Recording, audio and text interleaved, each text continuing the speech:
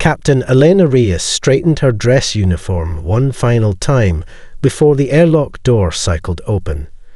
The diplomatic vessel Handshake had completed its docking procedures with the massive Viraxian Central Station after a journey that had taken humanity's representatives 17 light-years from Earth. First contact had occurred 2 years prior, a chance encounter between a human mining vessel and Viraxian explorers, but this marked humanity's first official diplomatic mission to the Seven Species Alliance, known as the Confederation. "Remember, smooth movements, deliberate speech," murmured Ambassador Collins beside her. "Their neural processing works differently than ours." Elena nodded, maintaining her professional composure despite the flutter of excitement in her chest.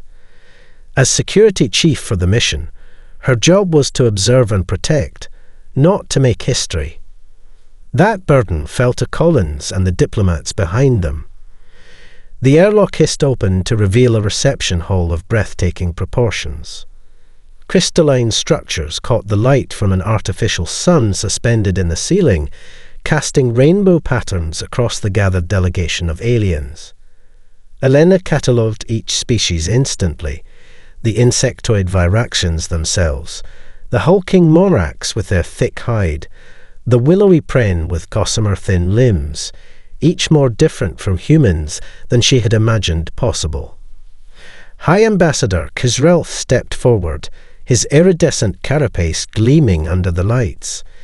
His translator pin activated as he began the formal greeting protocol. "The Confederation extends harmony and cooperation to the children of Earth. May our meeting begin 1,000 cycles of mutual." A high-pitched whine cut through the ceremonial words. Elena's ears picked it up first, a stabilization system failing catastrophically. Her eyes darted upward as a 3-ton security barrier designed to seal off sections of the station in emergencies detached from its moorings directly above the Viraxian delegation. What happened next occurred in less than 0.8 of a second. Elena's body moved before her conscious mind fully processed the danger. She lunged forward, covering 4 meters in a blur of motion, calculating trajectory and time to impact instinctively. Her shoulder connected with the High Ambassador's thorax, propelling the surprised alien clear of the impact zone. Both tumbled to safety as the barrier crashed to the floor with a thunderous impact that shook the entire docking bay. Silence fell across the hall. The Viraxian security detail stood frozen, mandibles still half-open neural systems, only beginning to process the threat that had already come and gone. The other Confederation representatives stared at Elena with expressions she couldn't read on their alien faces, but which universally conveyed shock. Elena helped the ambassador regain his footing, suddenly aware of the diplomatic incident she might have caused. "Forgive my abrupt action, High Ambassador. I detected the system failure and moved to ensure your safety." Kisrelth's compound eyes studied her with an intensity that made Elena uncomfortable. "You saw the danger and responded, all within the same moment." "Yes, Ambassador. Standard human combat reflex." The Viraxian turned to his aides, speaking rapidly in their clicking language before addressing Elena again. "Our most highly trained security personnel were still assessing the situation when you had already completed your intervention. How is this possible?" Ambassador Collins stepped forward, diplomatic training taking over. "Captain Reyes was simply doing her job, High Ambassador. We regret any offense." "Offense?" Kisrelth's translator rendered what might have been laughter. "Human Collins, your security chief has saved my life through means we cannot comprehend. Far from offensive, this is fascinating." He turned to the gathered Confederation representatives. "The formal reception will be delayed. I wish to understand how human combat reflexes work this way." Elena glanced at Collins, who looked as surprised as she felt. What had been planned as a routine diplomatic introduction had just become something else entirely, the beginning of the Confederation's obsession with humanity's unique neurological capabilities. A Viraxian scientist approached, scanning device already in hand. "Captain, would you permit a preliminary neural reading? Your reaction time appears to defy our understanding of sentient response patterns." As the scientist circled her curiously, Elena realized she had inadvertently started a scientific inquiry that would eventually reshape humanity's place among the stars. Dr. Sanjay Kapoor had never imagined that his expertise in comparative neurology would make him the center of an interstellar scientific inquiry. Yet 3 months after Captain Reyes's remarkable display of reflexes, he found himself stationed aboard Concordia, a neutral research facility orbiting a gas giant at the border of Confederation space. The laboratory hummed with equipment from 7 different worlds. Sanjay sat perfectly still in the center of it all, electrodes attached to his temples, spine, and major muscle groups, while Tselvac, the Viraxian lead scientist, calibrated the final settings. "We will begin the unannounced stimulus test," Tselvac announced, her mandibles kicking softly as she stepped behind a control panel. "Please focus on the central display." Sanjay nodded, watching the screen that showed a simple puzzle game. He knew the real test had nothing to do with the game. Without warning, something flew toward his face from a hidden compartment. His hand snapped up, catching the soft projectile barely 6 inches from his nose. "Fascinating," Tselvac chittered, her compound eyes fixed on the readings. "Do it again." 2 more projectiles launched in rapid succession from different angles.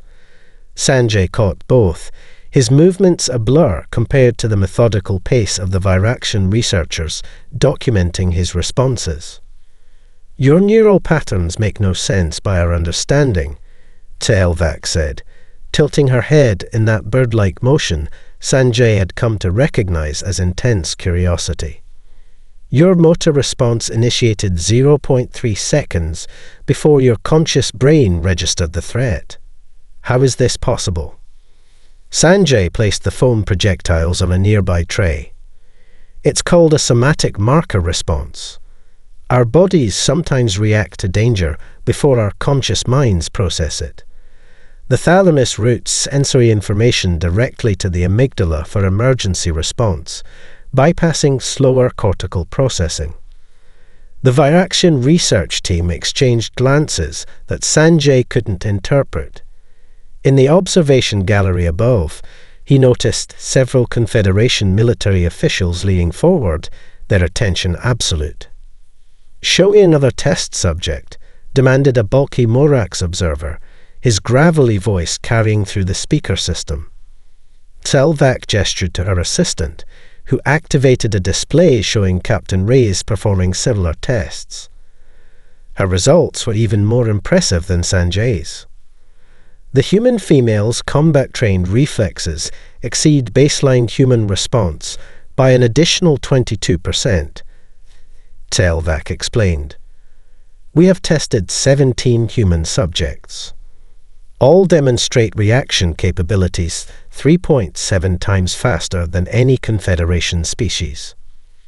The military observers murmured among themselves.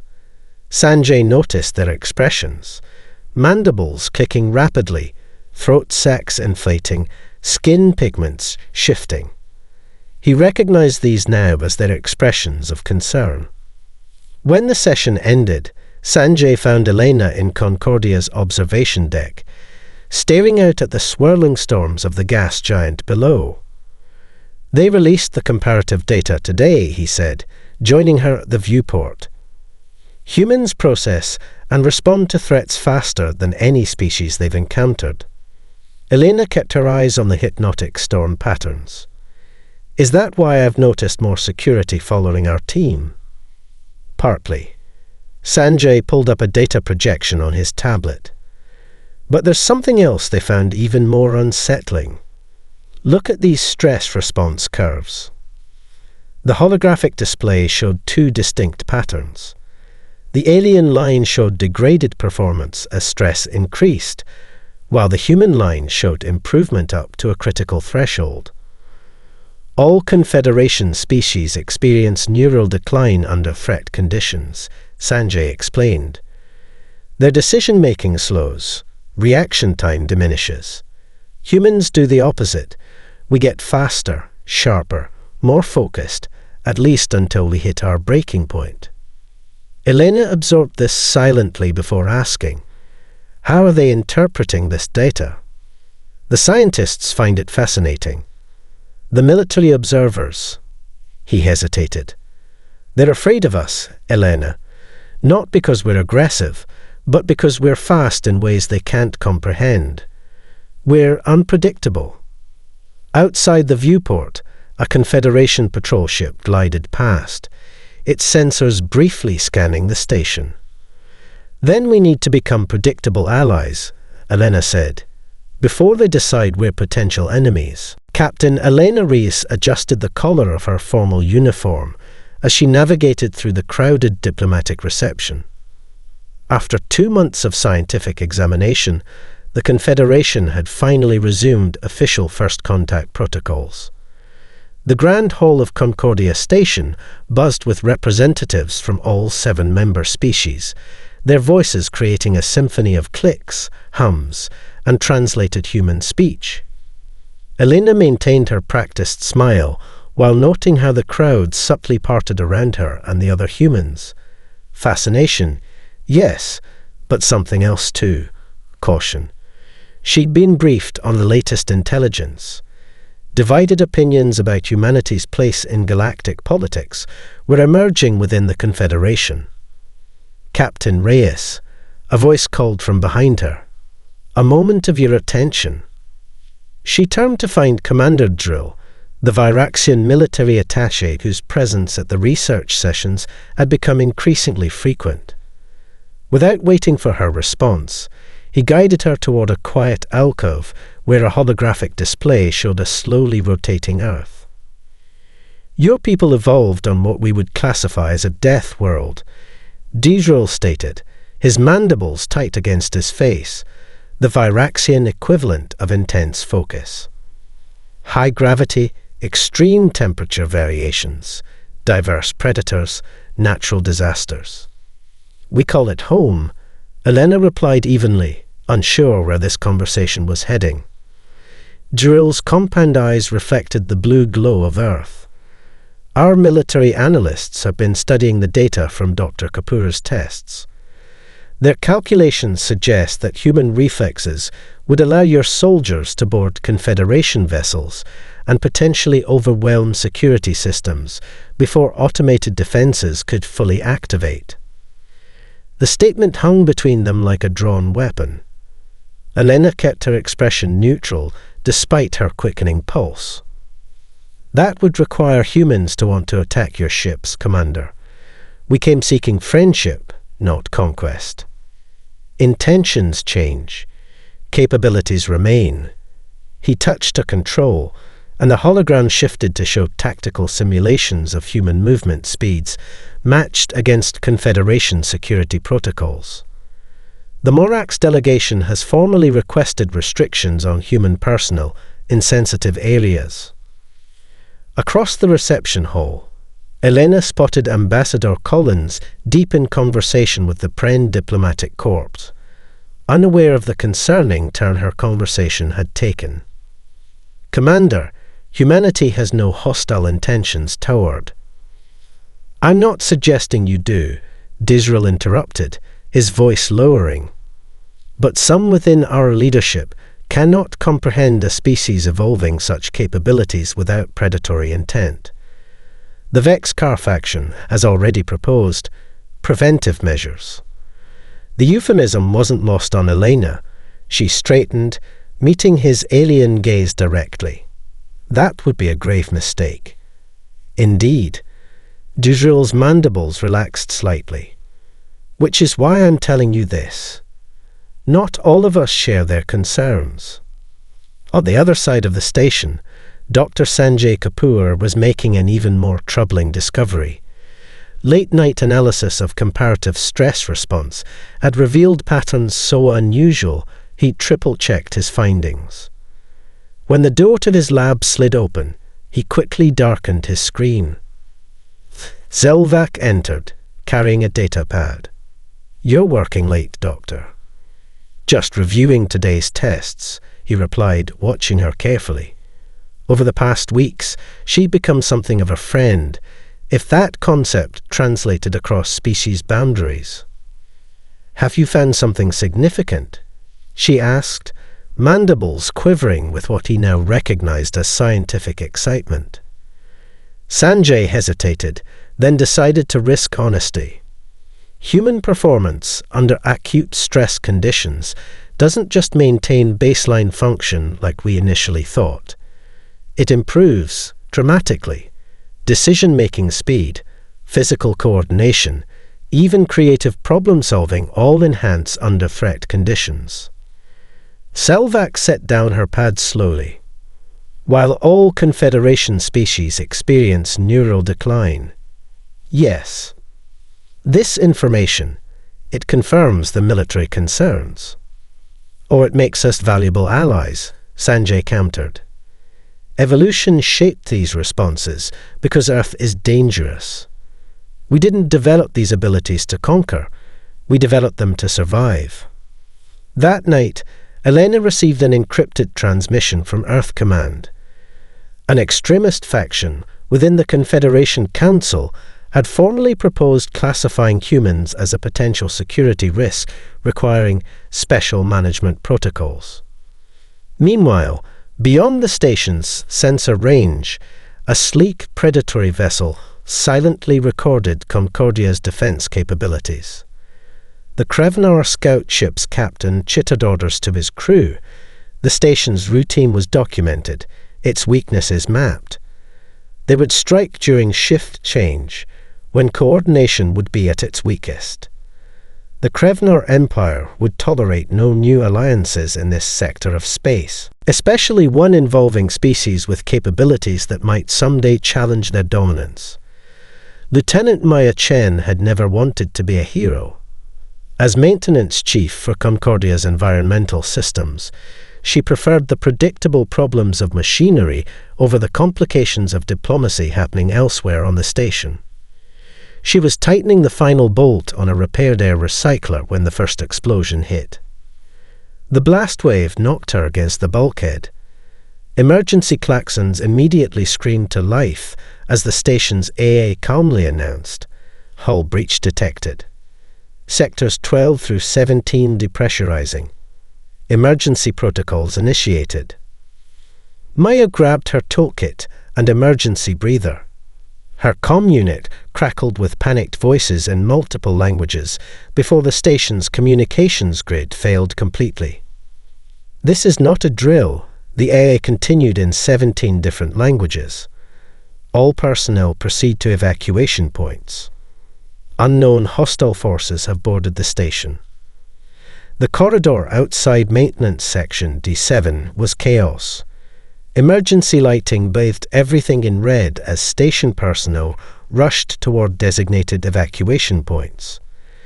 Maya moved against the flow, something pulling her toward the adjacent nursery sector where she'd repaired climate controls the previous day. A terrified Pren technician grabbed her arm. "Wrong way. Evacuation is Sector B." "The nursery," Maya said, pulling free. "There were children there yesterday." The Pren's gossamer thin face displayed an emotion Maya couldn't interpret. "The Krevnar breached that sector first. It's too late." Maya didn't recognize the name. Some species the diplomats hadn't mentioned, but she knew what a predatory attack looked like. Her father had been military, had trained her since childhood on how to respond to crisis. She felt the familiar calm settling over her, the world slowing down as her perception sharpened. "Get to evacuation," she told the Pren. "I'm going to check." The nursery sector's main entrance was sealed. Emergency containment protocols, in effect after the nearby hull breach. Maya accessed the maintenance tunnels instead, moving through narrow passages until she reached a service panel opening into the back of the nursery. The scene inside froze her for a fraction of a second. A collapsed support beam had blocked the primary exit. 12 children of various Confederation species huddled together, their alien faces displaying universal terror. The room's atmosphere was venting slowly through a small fissure in the outer wall. Maya dropped into the room. The youngest children flinched, while an older Viraxian juvenile stepped protectively in front of the group. "It's okay," Maya said, knowing her words weren't being translated, but hoping her tone conveyed her intent. "I'm here to help." A noise from the service tunnel announced new arrivals. 3 other humans, Rodriguez from Power Systems, Casimir from Medical, and Patel from Security, climbed through the opening. Maya had met them each once during orientation, but had exchanged barely a dozen words with any of them.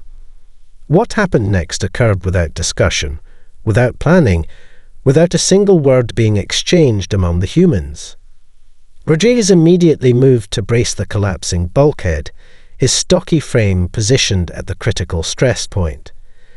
Casmi began checking the children for injuries, prioritizing those showing respiratory distress.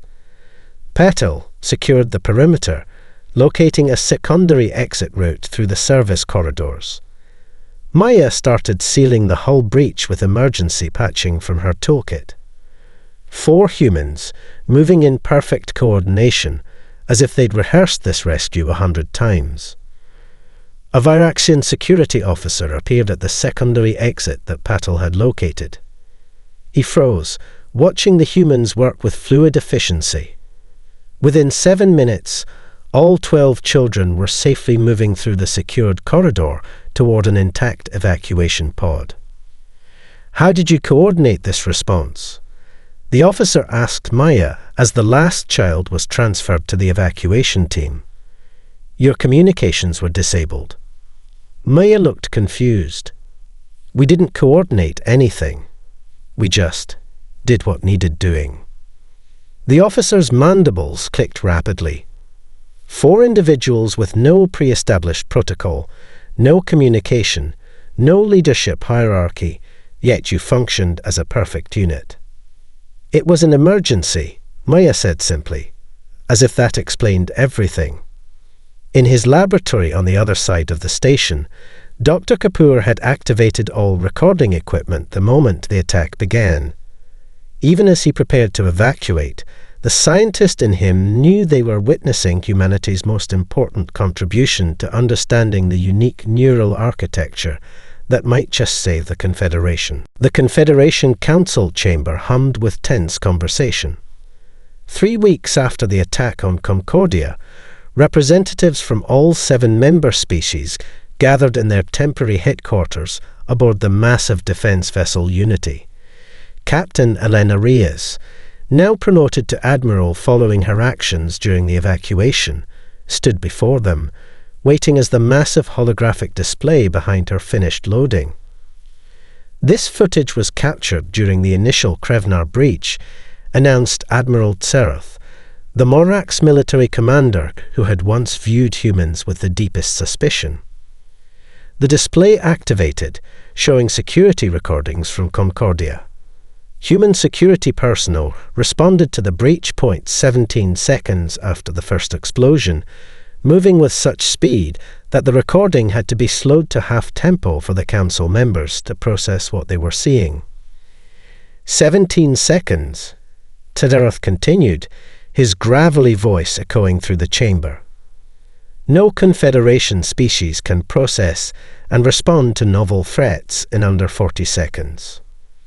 The Council watched as the footage continued, showing multiple instances of human rapid response during the attack, Maya Chen's rescue operation, Sanjay Kapoor organizing an emergency medical station, Elena herself coordinating the evacuation while simultaneously engaging Krevnar borders. When the display finally darkened, High Ambassador Torvak leaned forward. The same neural architecture we feared might make humans unpredictable allies now appears to be our most effective defense against the Krevnar threat. Elena stepped forward, her voice steady despite the weight of the moment. The Krevnar struck Concordia as a test, a predator's assessment of potential resistance. Our intelligence suggests they're preparing larger offensives against multiple Confederation worlds. She activated her own data display, showing tactical projections. Historical records indicate the Krevnar always utilize the same strategy: overwhelming speed before organized defense can mobilize. This is precisely the scenario where human reflexes provide maximum advantage. You propose what exactly? Asked a skeptical Pren counselor, her translucent limbs shimmering with agitation. A joint response force, Elena replied. Human rapid reaction teams integrated with Confederation defense units. We serve as your first line of defense, the countermeasure the Krevnar don't expect. Murmurs rippled through the chamber. The Vexkar faction representative, who just weeks earlier had proposed restricting human movement, rose to object. You moved too quickly to predict, he protested, mandibles kicking rapidly. How can we coordinate with forces whose reactions we cannot anticipate? Precisely, Elena responded, seizing the opening. Neither can the Krevnar. The debate continued for hours. Dr. Kapoor presented neural data showing how human stress response could extend to protective actions for non-humans. Lieutenant Chen testified about the nursery rescue. Her simple explanation of doing what needed doing translated into formal Confederation terms as intuitive threat response prioritization. By a margin of a single vote, the Council finally approved what would be designated Operation Lightning Response, the first integrated human Confederation defense initiative. As Elena gathered her materials after the session, Commander Drill approached. The Viraxian military attaché who had once warned her about preventive measures now carried himself differently, less guarded, more thoughtful. My people have a saying, he told her, mandibles shifting in what she now recognized as their version of a wry smile. Sometimes survival requires embracing the very thing you fear. Elena considered this. On Earth, we say the enemy of my enemy is my friend. Not quite the same sentiment, Disrael replied. You assume the Krevnar are the reason we've accepted your proposal. Aren't they? Partly, but there is something else. He gestured toward the empty council chamber. Every species here evolved with specific threats on their homeworlds: atmospheric toxins, massive predators, extreme climate shifts. We developed specialized adaptations in response. He fixed his compound eyes on her. But humans, you evolved to counter the most unpredictable threat of all. Which is? Other humans, Disrael said simply. Your combat reflexes evolved to counter beings as intelligent, as adaptable, and as dangerous as yourselves. Perhaps that is why they work so effectively against the Krevnar. Elena extended her hand in the human gesture of partnership. After a moment's hesitation, Disrael took it, his chitinous fingers carefully adjusting to the Aryan handshake. I hope you're right, Commander, she said, because we have very little time to prepare. Lieutenant Maya Chen dodged another practice strike from her Viraxian partner, her body flowing around the attack with liquid grace. The training area aboard the Confederation vessel, Harmonious Intent, buzzed with activity as human and alien forces attempted to forge an effective fighting unit from radically different neural architectures. Slower, insisted Instructor Kluvak, his mandibles clicking in frustration. Your allies cannot follow if you move like Mercury. Maya forced herself to reduce her speed, though every instinct screamed against it. The integration training created unexpected challenges no one had anticipated. Humans had to deliberately restrain their natural response times to coordinate effectively with Confederation troops, whose brains processed information along fundamentally different pathways. "Again," ordered Kluvac, "and this time, telegraph your movements." Maya exchanged glances with the other human trainees. The concept of deliberately signaling their intentions ran counter to every combat principle they'd been taught.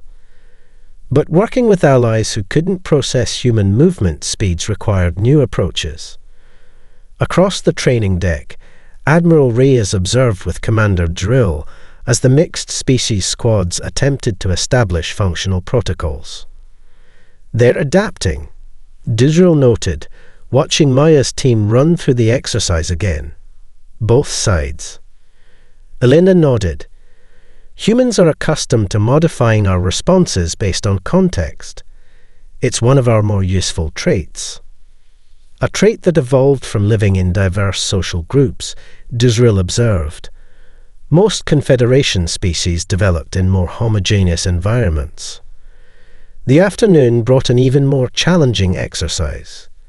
In the simulation chamber, Maya's squad faced a tactical scenario with deliberately limited information, partial sensor readings, fragmented communications, and uncertain threat identification. Standard Confederation protocol would require waiting for at least 70% information certainty before committing to action. Maya scanned the fragmented data, a familiar sensation building in her abdomen, a tension, an awareness that didn't come from the conscious part of her brain. "Northeast quadrant," she said suddenly, indicating a seemingly empty section of the simulation grid.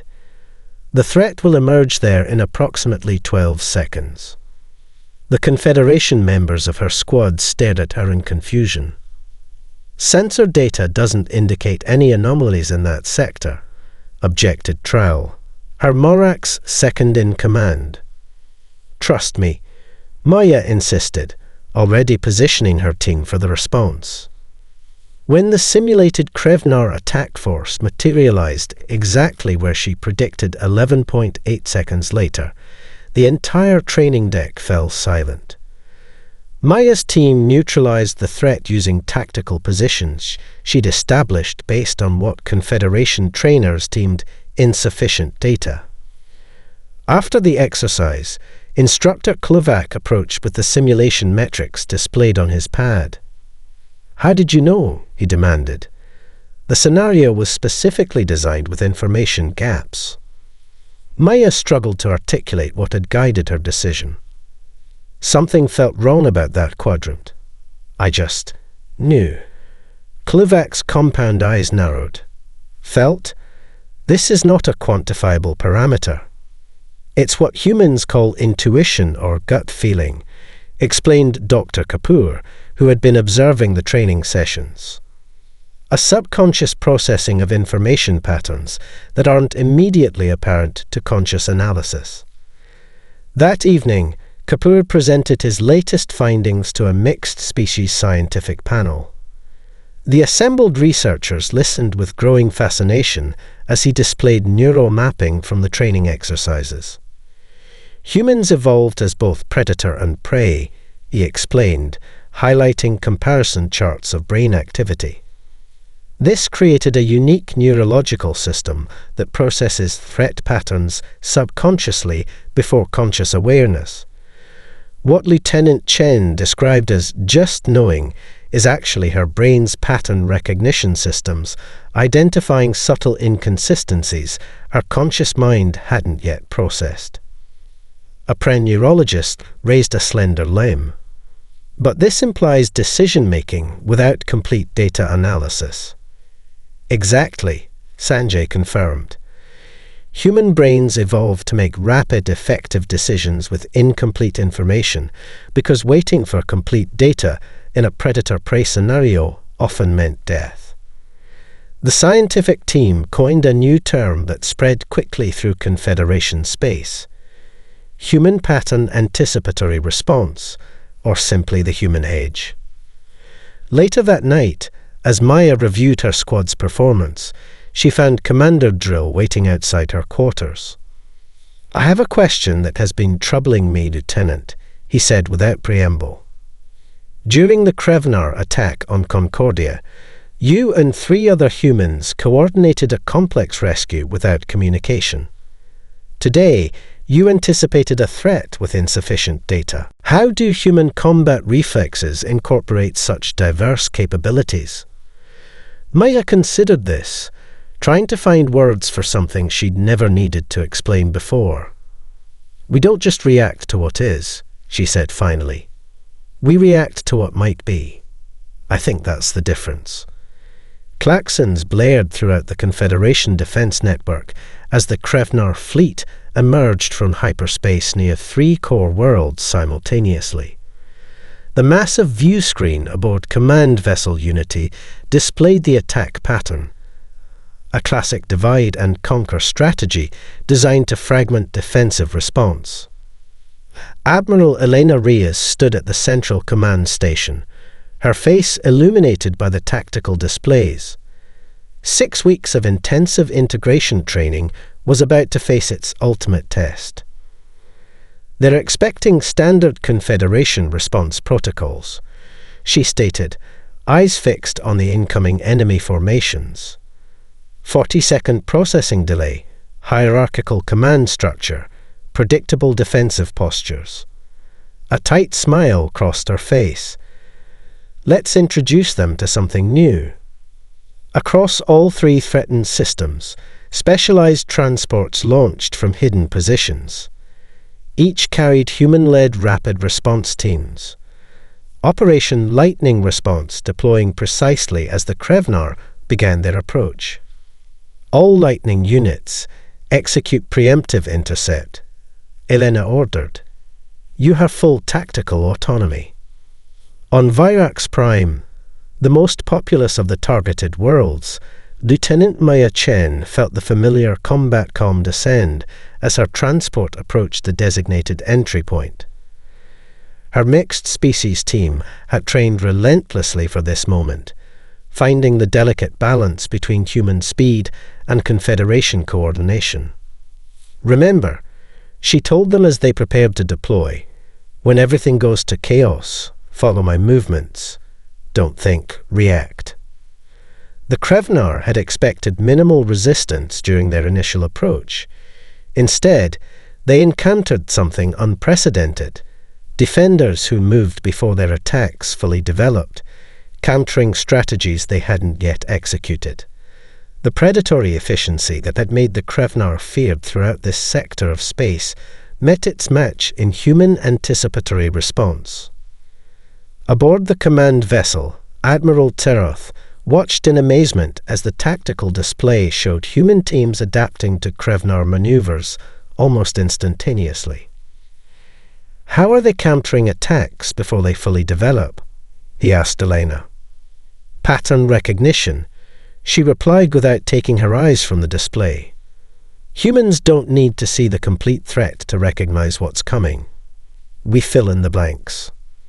The Krevnar, facing an enemy whose responses they couldn't predict, adjusted their strategy, redirecting their main force toward the planetary defense array on Virax Prime. If they could destroy it, the planet's automated defenses would fall.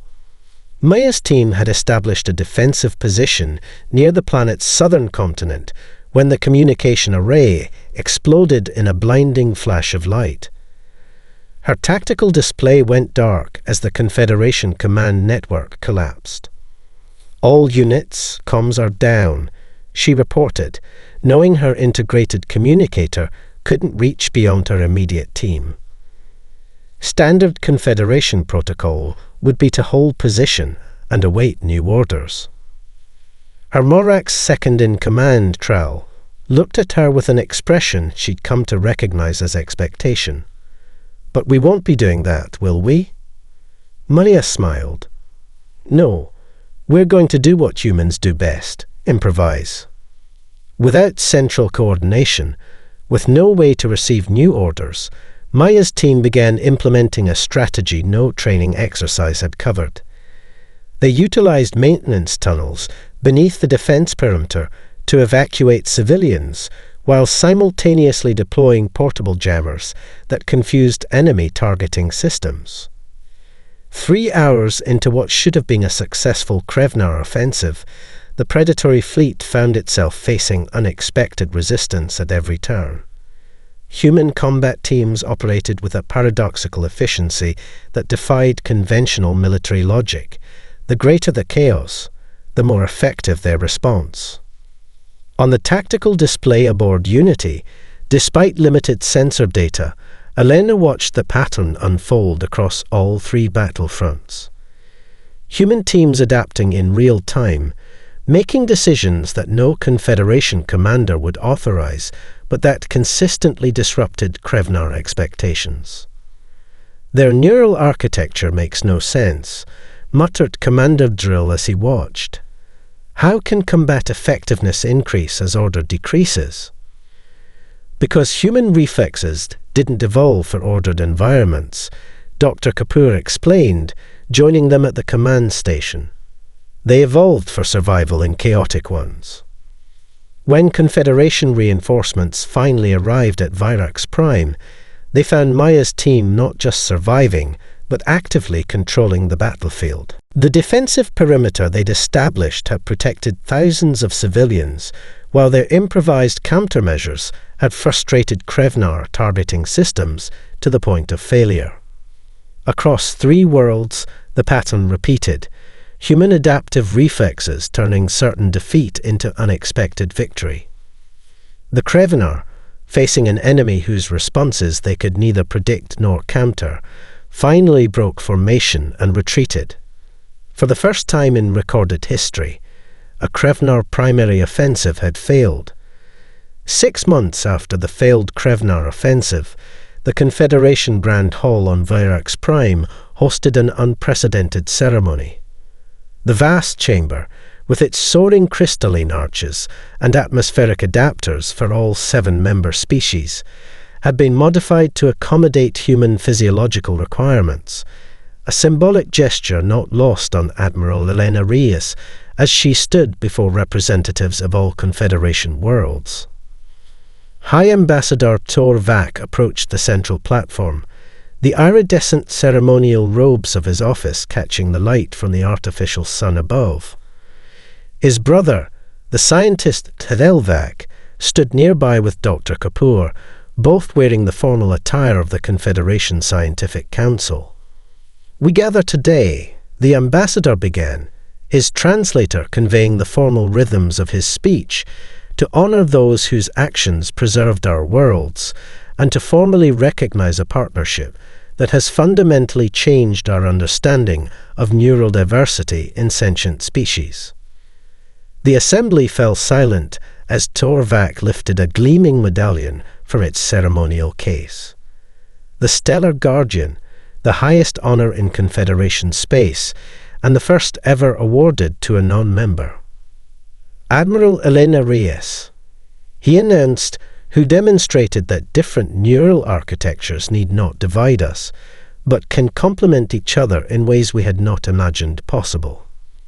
As Elena stepped forward to receive the honor, she reflected on the journey that had brought them here, from that first diplomatic incident when she tackled the ambassador to safety, through the scientific curiosity, the fear, the reluctant alliance, and finally to genuine partnership.